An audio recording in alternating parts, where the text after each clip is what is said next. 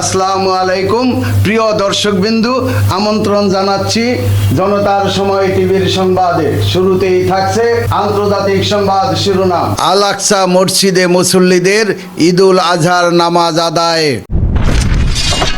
এবার দেখবেন বিস্তারিত।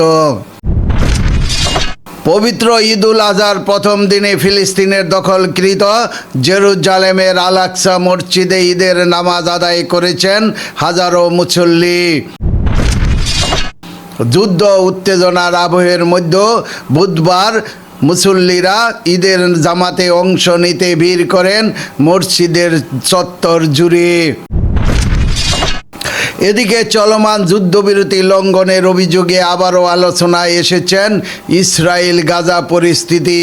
বার্তা সংস্থা আনাদুলু বলেছে, পবিত্র ঈদুল আজহার 4 দিনের ছুটির প্রথম দিনে বুধবার দখলকৃত জেরুজালেমের আল আকসা মসজিদের চারপাশের চত্বর মুসল্লিদের উপস্থিতিতে পরিপূর্ণ হয়ে ওঠে। সেখানে হাজারো মুসলিম ঈদের নামাজ আদায় করেন। ঈদুল আজহা মূলত মহান আল্লাহর নির্দেশে হযরত ইব্রাহিম আলাইহিস সালামের নিজের সন্তানকে কোরবানি করার প্রস্তুতির স্মরণে পালিত হয়। খ্রিস্টান ও ইহুদিদের কাছেও তিনি আব্রাহাম নামে পরিচিত। এই দিনে মুসলমানরা পশু কোরবানি করেন এবং সেই মাংস সমাজের দরিদ্র মানুষের মধ্যে বিতরণ করেন।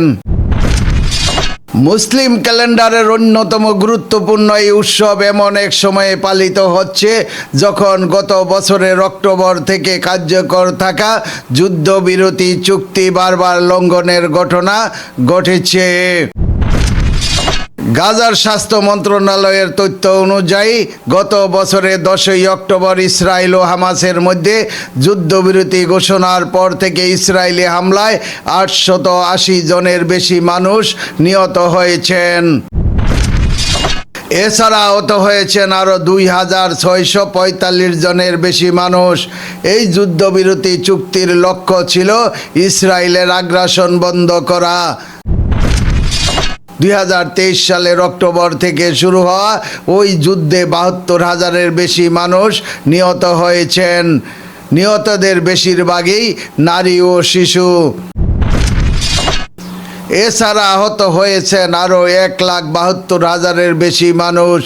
যুদ্ধের ফলে গাজায় প্রায় 90% বেসামরিক অবকাঠামো ব্যাপকভাবে ধ্বংস হয়েছে। লেবানন সহ মধ্যপ্রাচ্যের বেশিরভাগ দেশে পবিত্র ঈদুল আজহা উদযাপিত হচ্ছে আজ। তবে চলমান যুদ্ধ ও অস্থিতিশীল পরিস্থিতির কারণে লেবাননে এবার ঈদের আনন্দ ম্লান এবং উৎসবের আমেজে পরিণত হচ্ছে চোখের পানি দিয়ে। মঙ্গলবার দক্ষিণ ও পূর্ব লেবাননে দখলদার ইসরায়েলি বাহিনীর হামলায় শিশুসহ অন্তত 31 জনের বেশি নিহত হয়েছেন। ইসরায়েলি প্রধানমন্ত্রী বেনিয়ামিন নেতানিয়াহু হিজবুল্লাহর বিরুদ্ধে সামরিক অভিযান জোরদার করার অঙ্গীকার করার পর হামলায় এই ঘটনা ঘটেছে। বুধবার 27শে মে লেবাননের স্বাস্থ্য মন্ত্রণালয় এই তথ্য জানিয়েছেন। খবর বিবিসির। প্রতিবেদনে বলা হয়েছে, মঙ্গলবার লেবাননের বিভিন্ন আবাসিক এলাকা, অবকাঠামো ও সীমান্ত ঘেঁষা অঞ্চলে একযোগে হামলা চালায় ইসরায়েলি বাহিনী। স্থানীয় সাম্প্রতিক সময়ে এটি সবচেয়ে ভয়াবহ হামলাগুলোর একটি। হামলার পর বহু এলাকায় ধ্বংসস্তূপের নিচে মানুষ আটকা পড়ার আশঙ্কা রয়েছে। ইসরায়েলি সামরিক বাহিনীর দাবি, তারা হিজবুল্লাহর শতাধিক স্থাপনা ও যুদ্ধকে লক্ষ্য করে অভিযান চালিয়েছে। মার্কিন মধ্যস্থতায় যুদ্ধবিরতি কার্যকর হওয়ার পর এটিকে সবচেয়ে বড় সামরিক অভিযান বলেও উল্লেখ করা হয়েছে। এরই মধ্যে মঙ্গলবার দক্ষিণ ইরানের নতুন করে বিমান হামলা চালিয়েছে মার্কিন সামরিক বাহিনী। ইরানের ক্ষেপণাস্ত্র ঘাঁটি ও সমুদ্রপথে মাইন পেতে রাখা নৌযানকে লক্ষ্য করে এই হামলা চালানো হয়েছে বলে জানানো হয়েছে।